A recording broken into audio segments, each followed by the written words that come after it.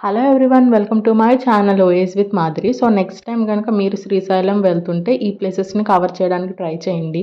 So first మనం వెళ్ళాల్సిన temple సాక్షి Ganapati temple అనమాట. ఇక్కడ స్వామి మనకి చవిటి మల్లన్న కదా, మనం సాక్షి గణపతికి వెళ్తేనే మనకు అటెండెన్స్ పడుతుంది అనమాట శ్రీశైలం వచ్చినట్టు.